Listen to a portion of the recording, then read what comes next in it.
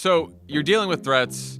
You're seeing, even your most popular posts sometimes get fewer views than, some of the disinformation and conspiracy theories you're trying to debunk. You're seeing online extremism get even worse. How do you stay hopeful that this is a winnable fight? Or at least Who told you I was hopeful? Okay, then maybe you don't. That's the answer. I'm Jon Favreau.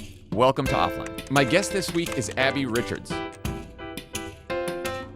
Abbie is a 25-year-old TikTok disinformation and extremism researcher. Her goal isn't just to debunk conspiracy theories, but, as she puts it, to inoculate more people against the spread of disinformation so that we can better identify it, understand why it's so easily believed, and maybe stop future conspiracy theories from infecting our media, our politics, and our brains. In September of 2020, she created a chart that maps out various conspiracy theories on a scale from grounded to fully detached from reality.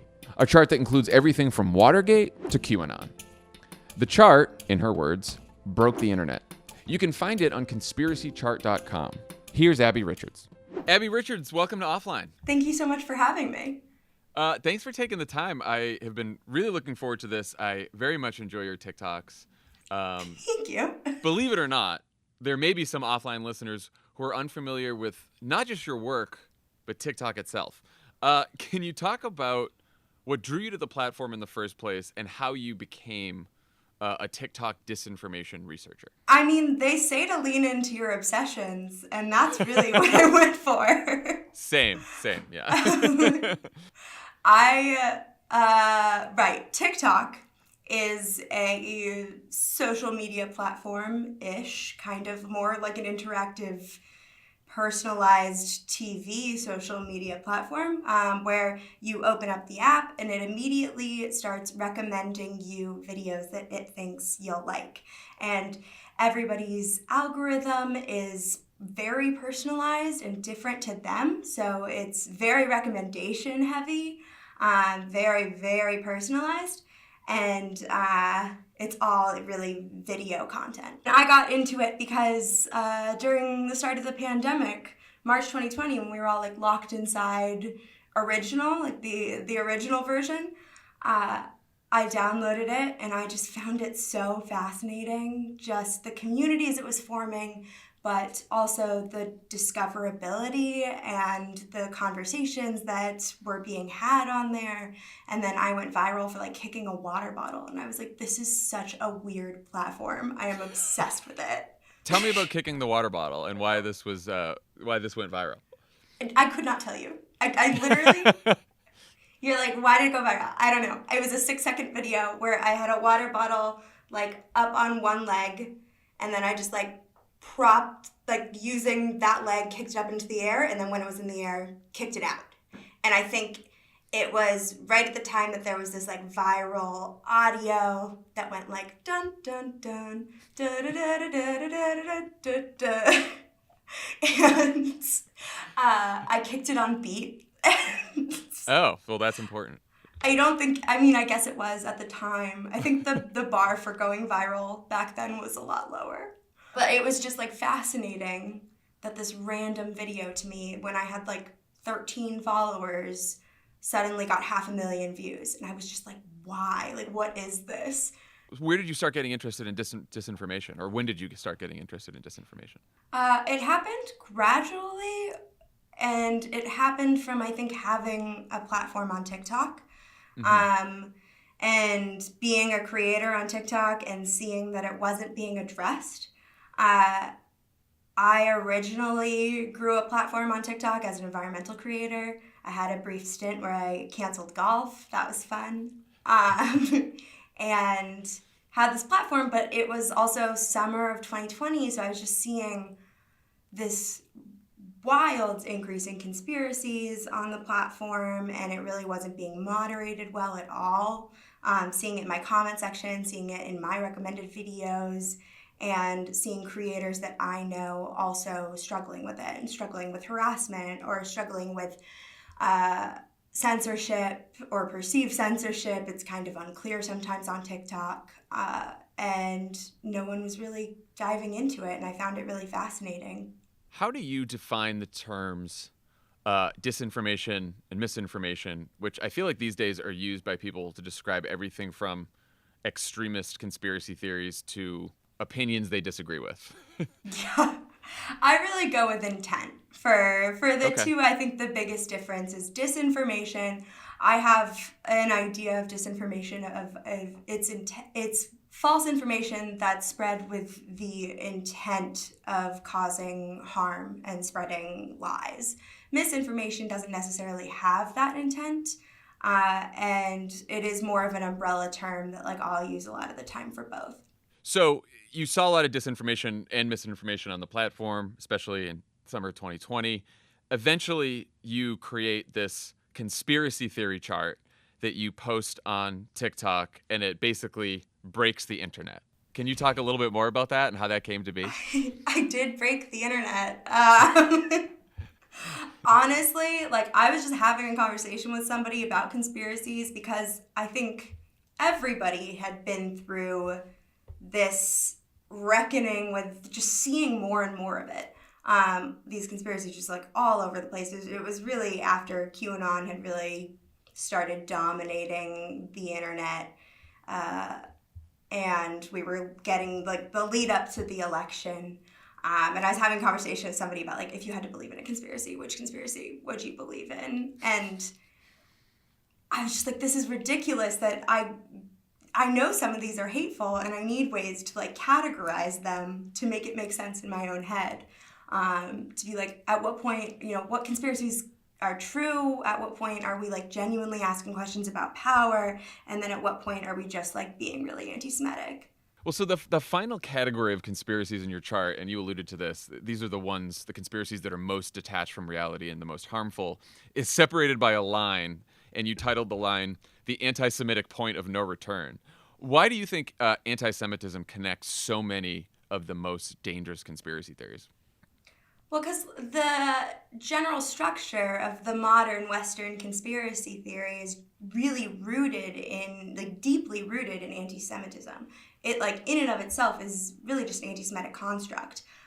This idea of there's this evil group secretly like plotting to control the world for profit and power is rooted in myths that have been around for centuries about Jewish people. And, obviously there's like an endless amount of conspiracy theory debunking on the internet. What do you think it was about your chart that really broke through in a way that, some other conspiracy debunking content has not? I get called a conspiracy debunker a lot of the time, and I'm really like not, because while it's helpful to some extent, I really do try and answer the questions of like why we think this way a little bit more than I just dive into like each conspiracy and give it honestly more time than a lot of the time it deserves. Like, I'm more interested in why people believe this and how we got here and answering those questions and thinking about the big picture rather than just like debunking single conspiracies forever and ever and ever and ever. What have you learned about why people are drawn to conspiracies? They offer very simple, easy to understand answers to complex problems, especially during like a time of crisis, for instance, I don't know, maybe like a global pandemic. They're really comforting because they oftentimes will simplify the world into like good and evil. And just this duality of groups. It's almost blaming this supernaturally powerful group or really anyone, for what you view as wrong in the world. So it's a super simple kind of comic book level a story that is much easier than sitting and dealing with like the systemic failures of how we coped with the pandemic. Yeah. Well, it seems like, we live in an incredibly complex, messy world. Humanity is messy. Human nature is complicated. And, people sort of seek easy or simple explanations for why their world is so seemingly beyond their control, which I imagine that conspiracy theories offer, a relatively easy explanation for that. I mean, one thing I've noticed that seems to unite conspiracy theorists is a deep cynicism towards institutions. This idea that like all the elites and the powerful are lying to us and trying to screw us and we're on to them. What do you make of that? I get where it's coming from. I mean, they've been failed by quite a number of institutions at this point, and I certainly get very fed up with institutional powers. Like, I think that energy, to some extent, is really good, and that challenging of authority is certainly, like, never something that I would shame or bash, because I actually think that that's worth praising. I just think that when we challenge authority, it should be in the ways that it should be critical of the ways that authority generally actually abuse power. So if you're taking all of that energy that is criticizing how, like, institutional failures, and then you're applying it to essentially a fairy tale, you're not existing within political reality anymore. And instead, you're taking all of that energy and just checking out. It's not helpful in making real change in the real world. Instead, it just kind of enables either that checking out or just this oversimplification that a lot of the times political leaders will take advantage of. Is there a certain kind of person or certain characteristics or conditions that make someone more susceptible to conspiracy theories? So yes, like, there is research on this, and there's a lot of different factors, and it depends. And it's not to say that, like, any one person is completely immune to it, because we all buy into false stuff all the time. Like that, that's part of the human condition. Conspiracy theories do, like, when you're younger, when your brain just isn't fully developed yet. There is evidence that younger people are just more likely to believe conspiracy theories, and then having like a sense of powerlessness, sense of anxiety, uncertainty in the face of challenges, especially during like unprecedented times where you're facing some sort of existential threat.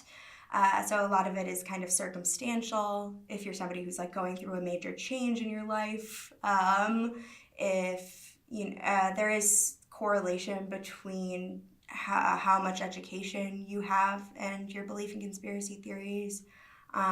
There's so many, and that's not to say that like anyone can't fall outside of any of those.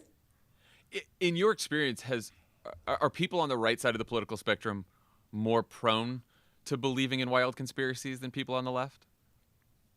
Seems to be the modern switch, doesn't it? I mean, I asked that partly, obviously I'm on the left, but I do think sometimes I worry when I think about like, oh, all these crazy right wingers are buying into conspiracy theories, and like I'm educated and I pay attention to the news, and I'd never be able to fall for a conspiracy. But I'm like, I sort of wonder if it's something about human nature that makes us inherently susceptible to conspiracy theories.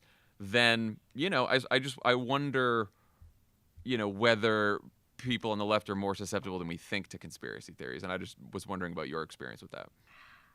My experience, and this is looking specifically at TikTok with like the younger generation who does tend to lean more left, is that they'll still buy into a lot of the escapist ones, and not necessarily the overtly kind of Christian mythology based ones that are explicitly like very anti-Semitic and kind of rooted in these old anti-Semitic structures that we've seen for a while.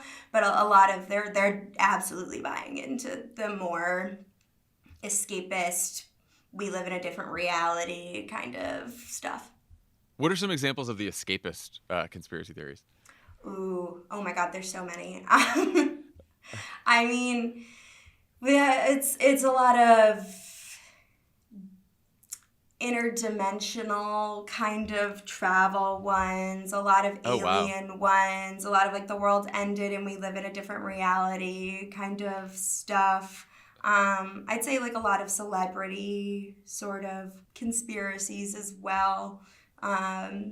then you start getting into like some history conspiracies. Like they really all go viral on TikTok, and a lot of the times they're so coded that unless you really understand where conspiracies get dangerous, like you can't even tell.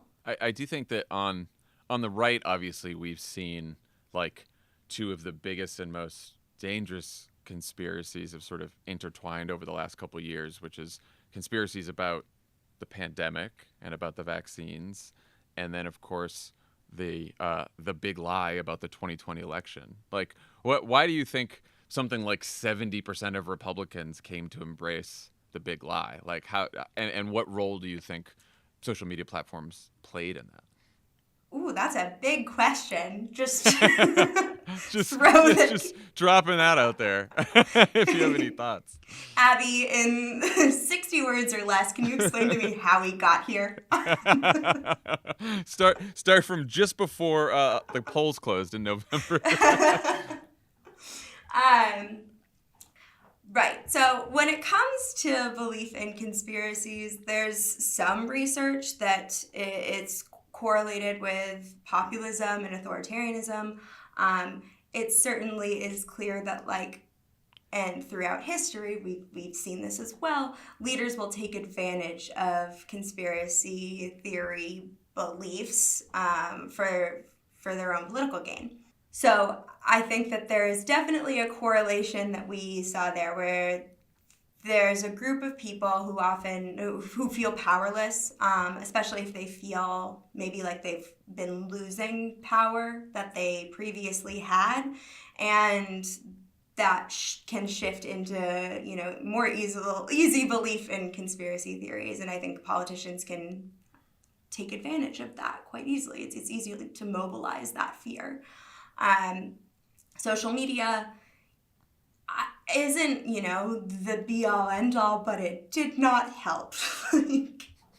I would say it's hard to moderate all of social media, but I think the tech platforms should be doing like a much better job than they currently are. And it was just really easy for misinformation to be spreading on all social media platforms. Yeah, I want to dig into that in a second, but even before that, I mean, I saw that you, one of your TikToks was talking about, like, it was just the sheer volume of misinformation and disinformation that a lot of Republican voters were seeing and hearing, and it was actually like the quantity and the amount of times they were seeing it in the period after the election that actually had an effect. And I hadn't thought about that before, because, like, if you're watching Fox, if you're listening to talk radio, and you're on a bunch of right-wing websites, and all of your social media is following a bunch of right-wing people, and all you see and hear for like weeks at a time are all these very detailed stories about how the election may have been stolen, you kind of think, like, yeah, what other conclusion might you come to? Yeah, it's scary, but the reality is that your information shapes your reality. So what information you interact with every day, that's what shapes how you see the world. And part of like how we are wired is that the more you see something, the more you're going to believe it to be true. And no amount of like education can undo that. You can't be too smart to really like miss that. Like, it's just that if this continues to be presented to you as fact, your brain will eventually just be like, this is fact. And if you're in a polluted information ecosystem and you're just constantly seeing lies, then eventually they start to form their own reality. Yeah, and this, I've always wondered about this, because I know you just mentioned that education is one factor in, you know, potential susceptibility to conspiracy theories. But obviously, you know, you look at the January 6th insurrection, and there's a lot of people who stormed the Capitol with college educations and who were, you know, pretty well off, middle class white people who stormed the Capitol. And I think the prevailing narrative about the Trump voter as, you know, just some non-college educated white person who who wasn't as educated as anyone else, and that's why they believed in conspiracy theories, has never been entirely accurate at all, since so much of this movement has come from the middle class and upper class. No, it's actually quite elitist, and I can understand why they would look at us and like hate us for it, because that's a pretty elitist thing to be saying. And also, who's to say that like having a college education even does make you smarter? Like, maybe it just means that you were privileged enough to go get one and you didn't need to like immediately enter the workforce. So like, I try not to really go into it with that view. I don't think that people who believe conspiracy theories are stupid by any means. And I don't think that people who don't believe conspiracy theories are any smarter than them. Like, I think it really is a very emotional issue and a very, it's rooted in a lot of societal problems. But I don't generally like to approach it as a logical failure, because you're never going to be able to reason somebody away from their belief. Like, it's fundamentally like a very emotional belief, and it's serving some sort of emotional and psychological purpose. And I do think, we mentioned the pandemic a couple times. Obviously, the pandemic was, has been a ripe era for misinformation because of the vaccines and information about the pandemic. But I also feel like isolation and alienation are probably conditions where conspiracy theories are bred. And I wonder if you think that has like a lot of people being home by themselves without not a lot of social connection sort of leads people down these rabbit holes. Or maybe I'm just guessing that, but it's possible. Like, I personally haven't seen the research yet, but I mean, anecdotally speaking, it does seem that way. And it does definitely seem like once somebody is down a rabbit hole, it's also an extremely isolating place to be. And if you become like estranged from your friends and family and you don't have people to turn to support you, you'll often just go further down the rabbit hole into those communities that are offering support, which are like other conspiracy believers. So it is kind of a very isolating experience in and of itself, and it does worsen it. So I think it's definitely possible that being isolated in a pandemic made it worse. It's just to pile on emotional issues we all have to work through. Yeah, right. I mean, so I do want to talk about the social media platform role in all of this, particularly, and start with TikTok, just because you know it best. You conducted a fascinating study with Media Matters about how engaging with transphobic content on TikTok causes the algorithm to quickly start recommending content that is also misogynistic, homophobic, anti-Semitic, racist, white supremacist. Why do you think that is? Well, I think that the TikTok algorithm is very good at recommending you videos that it thinks will keep you on the platform. And it does that by looking at how, what other people that maybe have liked similar things to you in the past have also engaged with. So I think there's just already existing relationships between something like transphobia and misogyny, and transphobia and homophobia, and homophobia, misogyny, transphobia, and white supremacy. Those are all existing relationships, and that people kind of teach the algorithm, and then the algorithm responds to that and will show you more of it because other people that liked the original content, the transphobic content that you liked, but also enjoyed this homophobic content. So try that. Yeah. I had Alex Stamos on, who's Facebook's former chief security officer, who left the company over a dispute about the spread of disinformation on its platform. And he acknowledged that Facebook could be doing a much better job of stopping the spread of disinformation, and so could all social media platforms. But he really pushed back on the idea that tweaking the algorithm could make a big difference. And he argued that, to some extent, social media platforms are just a reflection of society and human nature that are just showing us people and conspiracy theories that have always been there. What do you make of that? I agree that it absolutely is a reflection of us. Whether that reflection deserves like just unfettered, just constant amplification and giving the worst of us, essentially, like the worst of not humans, but like our tendencies, and capitalizing on those tendencies for profit to keep us engaged. I do think that we could do a better job of designing platforms that don't necessarily inherently capitalize on those. Because if you're really just looking at engagement-driven algorithms, you're going to kind of constantly run up against that problem. Have you thought about what TikTok could do? Like what that platform could do? I mean, is it about having an algorithm, as TikTok does, that is so personalized? That is the problem? Or like how do you, in a perfect world, how would you change TikTok to avoid some of this? This is a tough question because like I am not in like, I don't do ethical tech. I don't necessarily have answers for like what the most ethical algorithm would look like. But I do still feel like and believe with my full heart that TikTok has a responsibility to its users to just not be showing them false and radicalizing information. That seems, and especially just to not let it get millions and millions of views, which it regularly does. So we're not talking about small videos that exist in little corners, but false information, conspiracy theories that easily get millions and millions of views and people never like engage with critically.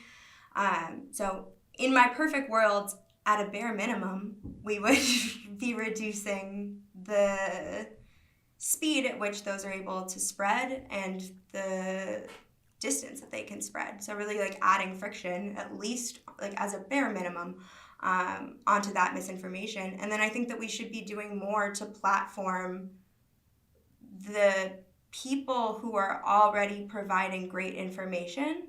And like if somebody is out there and they are a doctor or they are somebody who advocates for racial justice and their videos are getting 2,000 views when somebody who's out there pushing conspiracy theories is getting 12 million, maybe that is a comparison that we should be looking at and trying to fix.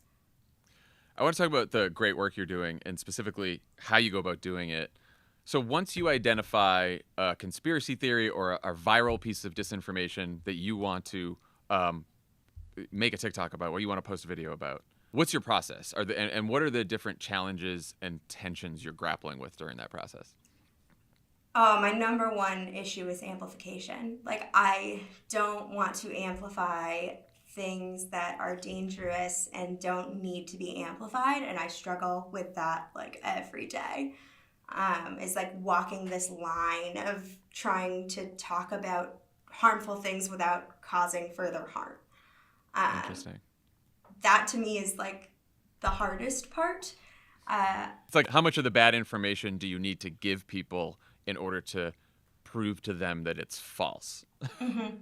Yeah, and I don't want to send them, I don't want to give them a reason to also go Googling it and trying to get down their own rabbit hole and finding it elsewhere. So I want to give a comprehensive enough explanation that they don't feel the need to necessarily go red pill themselves and, find red pills that have been laid out for themselves, but also, not one that essentially red pills them, which is something that I know journalists have struggled with for a while now. And it's a line that I walk very carefully, and it's a reason why I never really post any video unless like 5 experts have reviewed my script.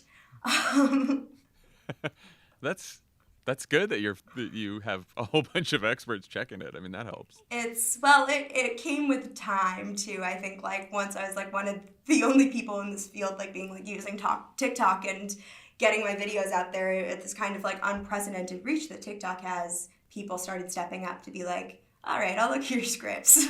Are there certain elements of certain videos that you've found like work especially well? Or I mean, one thing I know that you're very funny, your videos are very funny. Like, do you think humor helps like sell them as well? Like, what have you found actually works best in some of these videos? Definitely humor. I don't really like to post about horrible things unless I'm also joking about them to some extent, because then I'm not enjoying it. Like, I want to have a fun time too. Yeah. And it just makes it a little bit easier, I think, to talk about really tough things if we're going to include like a little bit of like sassy humor as well. I always like to drink tea, and I mean, I'm drinking it right I noticed now. that, and then sometimes pour a little bourbon in the tea if it's a particularly Only difficult topic. if it's really dark. Yeah. If it's like a dark, dark subject, then we're putting bourbon in the tea. But I do like the tea. Like I like holding something. Gives me something to do with my hands. Otherwise, I'm just kind of all over the place, and it makes cutting really weird. But also, it does like calm me down, and it's created this ritual of like, okay, I'm going to film a video. I'm gonna go make my tea, and I really enjoyed that act. But yeah, honestly, like it's scripting. It's so much scripting. I imagine you put a lot of work into the scripting. I do think that even the tea thing, I've noticed as I've been watching them, it's there's something about someone who seems calm, explaining conspiracy theories to you that makes it like, okay, everything's actually going to be okay. We don't have to believe this. Like, as opposed to someone who's like wild-eyed and yelling about something like, you can't believe this, it's very dangerous. Like, I wonder if just something is there something about the tone that helps people? I hope so. Like, I really hope that if you do believe in conspiracy theories and you see my video and you see that I'm not like yelling and confronting you or being super judgmental, that it does kind of create a space that, allows people who are maybe on the edge and thinking about getting out or just have heard some misinformation but don't want to feel dumb for buying into it, which they shouldn't. It creates a space that's just like calming and they don't feel immediately affronted by it. At least that's what I'm going for. I don't know if it works. We talked about how your strategy is not to just debunk, but to inoculate people against conspiracies. How do you do that? What works? What's the inoculation process like? I mean, it's basically like a vaccine. So Perfect. The idea is that you provide somebody with like a small dose, tiny little dose, kind of like a vaccine, how you get introduced to what the virus might look like and then your immune system knows how to fight it off. It's very similar where you get introduced to either like a specific piece of misinformation might look like or a specific tactic that people who are spreading misinformation may use. And you get shown what that looks like. And now your brain, kind of almost like your immune system, has this response of knowing next time you're confronted with it, like, oh, this might be misinformation. That's interesting. I mean, one of the most common questions we always get from Pod Save America listeners is, like, how do I talk to my family members who've been radicalized by right-wing disinformation? What's your advice for those of us who don't have a huge platform on TikTok?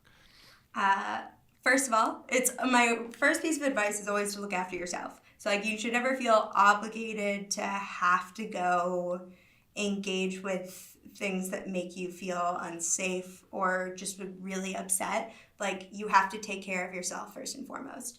And then my second piece of advice would be if you do have, friends and family that are hardcore believers and really are not in a space to get out, it's helpful to like either encourage logging off, encourage them to like step out of those environments and maybe go engage with some activities that they've enjoyed in the past that aren't conspiracy related, like playing soccer. I don't know.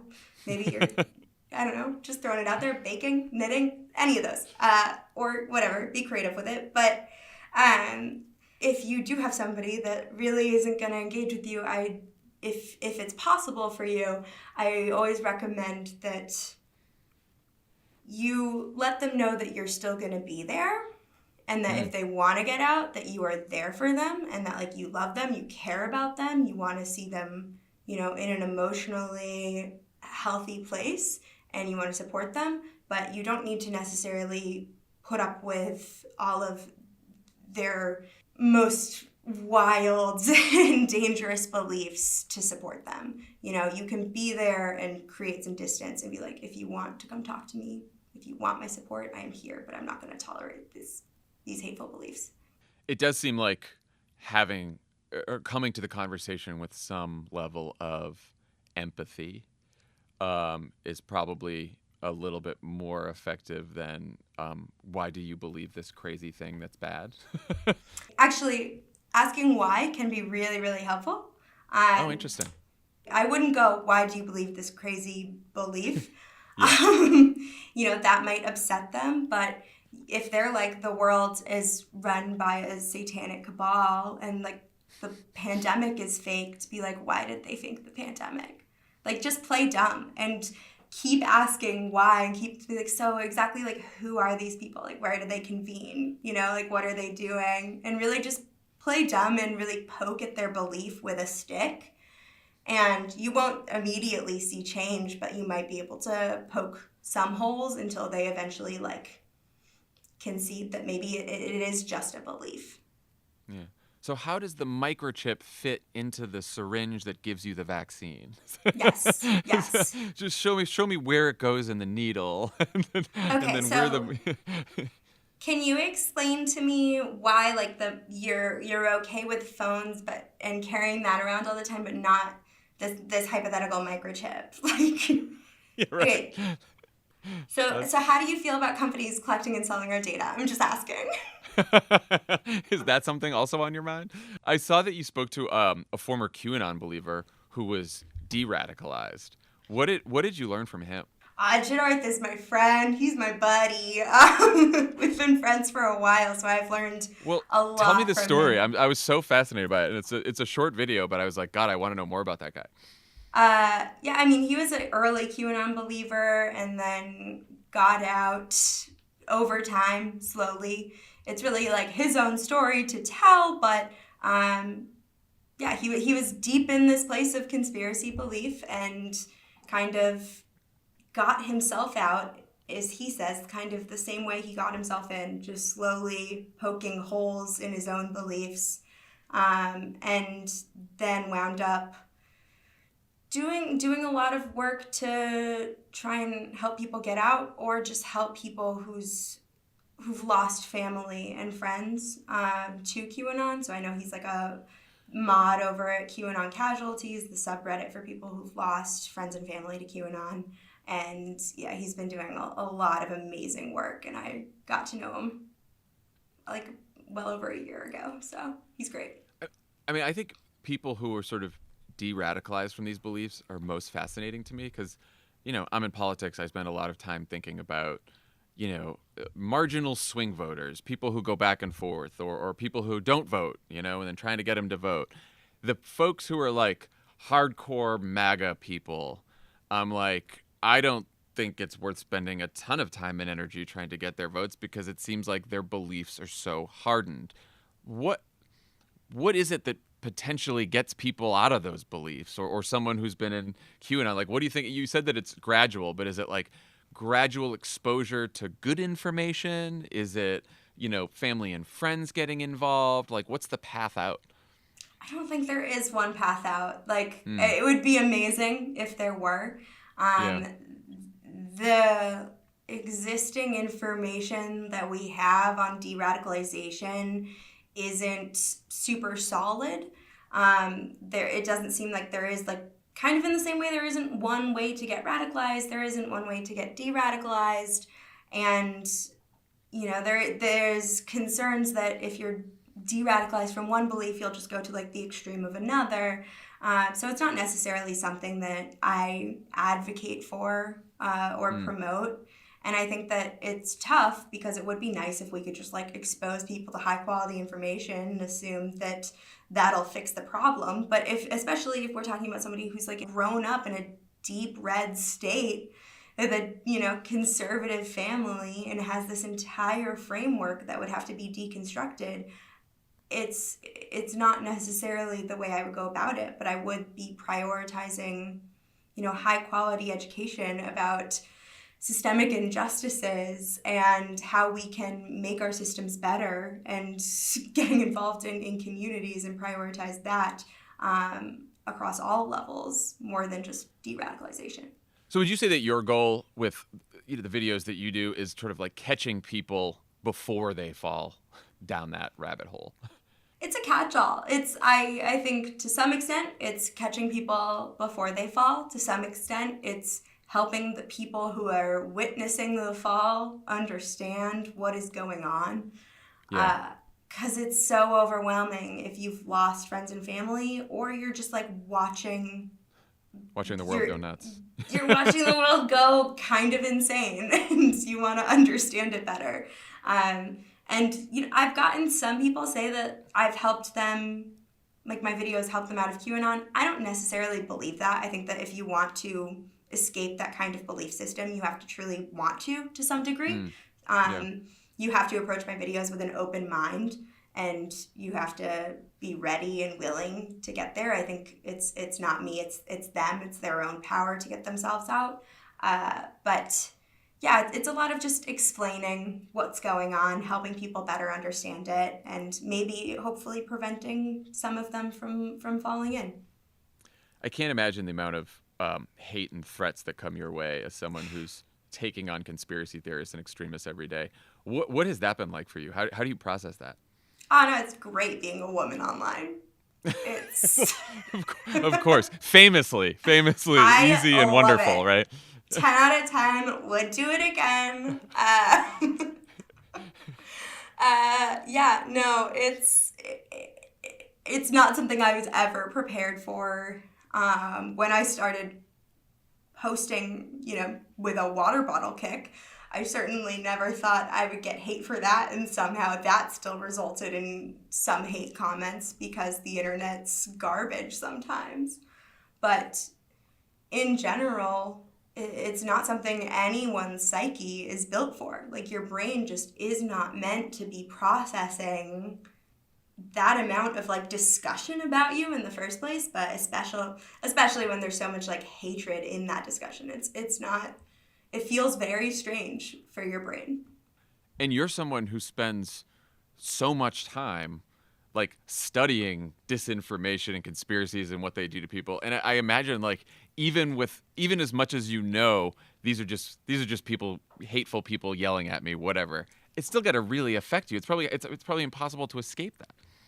It is. I also think that studying disinformation, misinformation, extremism, it gives me more empathy than I had before. So even as overwhelming.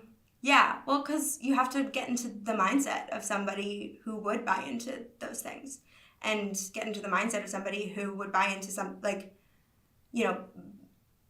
buying into really anti-Semitic or really, really racist narratives, really misogynistic, really transphobic narratives. You have to get into that mindset. Yeah. And it doesn't make it better. It just, it's coming from insecurity, and it's coming from perceived powerlessness a lot of the times, and that doesn't make it okay. But I think it just makes me a little bit less just hateful in general. I don't know if it's my background in politics, or especially speech writing, where again you're trying to persuade audiences, so you're trying to get in people's heads, even people that you don't agree with. But I've been thinking about this a lot, even around the pandemic and anti-vaxxers. When there's yet another news story about someone who was unvaccinated, who was an anti-vaxxer, who died of COVID. I'm angry, but my anger is towards the people who spread that disinformation to that person, more so than the person themselves.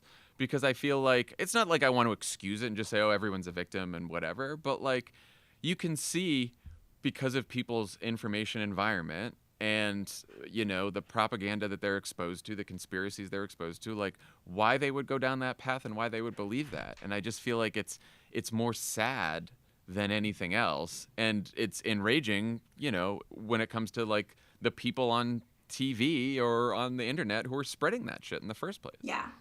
And I get how, if you're somebody, especially, right, if you're immunocompromised and you see that, you might have a different reaction as well. Right. I get that just that anger, and like, I'm not here to invalidate that. That anger makes sense.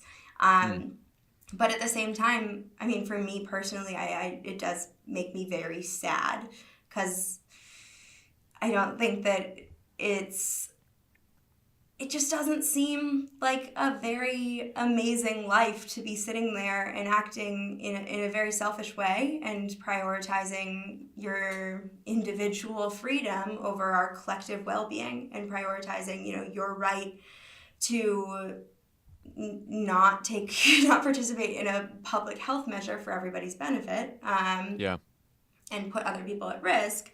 Like, that, to me, I understand the anger. To me, it just makes me sad. Like, that doesn't seem like a great way to live. So you're dealing with threats. You're seeing, even your most popular posts sometimes get fewer views than, some of the disinformation and conspiracy theories you're trying to debunk.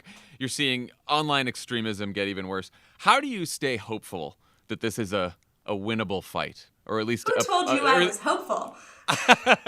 Okay, then maybe you don't. That's the answer.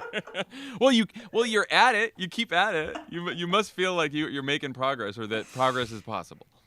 I mean, I want to contribute to trying to clean up the mess, and I think that there are lots of ways that you can do that, and this is mine. It just really depends on the day how hopeful I am feeling.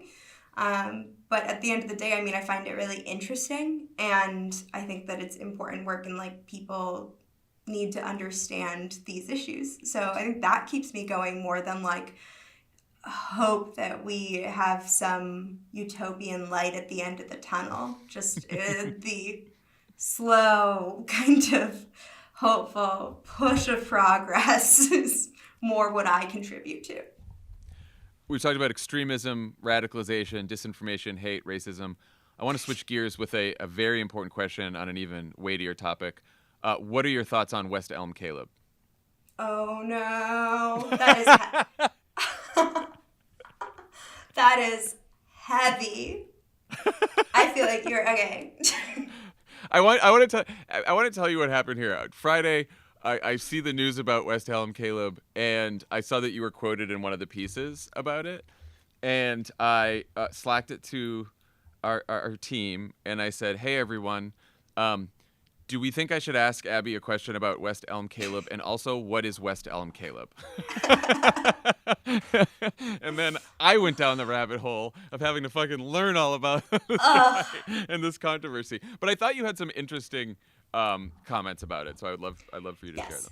So TikTok seems to be like facilitating the creation of a meme in like a more rapid way than we've ever seen before. And TikTok, just because, if you saw a video on an emerging topic at, 2 p.m. that day, and you liked it or engaged with it or watched it to completion, you're then more likely to be fed a subsequent video that also is using the hashtag, also talking about those things that other people also engaged with. So it really allows for this pile on of almost obsessions with specific memes on TikTok.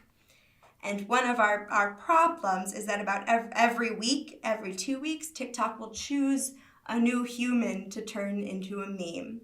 And that's kind of what happened with West Elm Caleb. And it did result in like this mass harassment and doxing where it really didn't seem called for, nor is that how we generally handle justice in our society, for good reason. But for those who aren't, privy to the newest TikTok dramas, a handful of women in New York City realized that they'd all been on dates or dating some guy who was 6'4" and worked at West Elm, and his name was Caleb.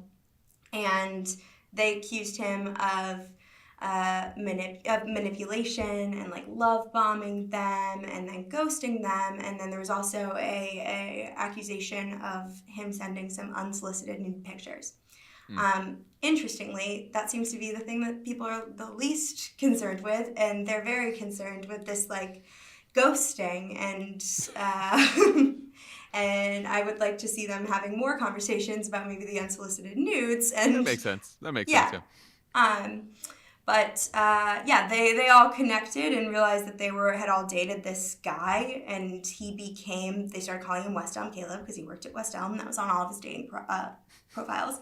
And then sharing like his Hinge messages and pictures of him and his full profile and everything they had said, and doxing him, trying to get him fired from his job. And it just was kind of a shit show.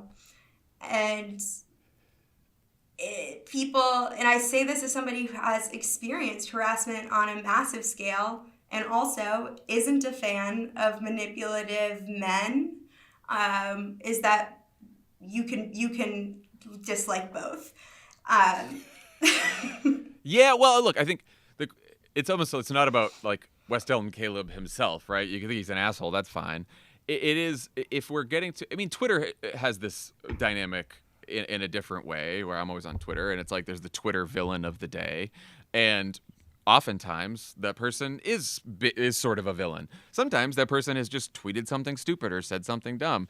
And if these algorithms are enabling sort of these pile-ons to individuals, then yeah, maybe sometimes the individuals deserve it, or even most of the time. But what happens when they start just like, you know, the algorithm trains its eye on someone who didn't really do the thing that he or she is being accused of, or like there's just it just, like you said, it seems like a bad way to dispense justice.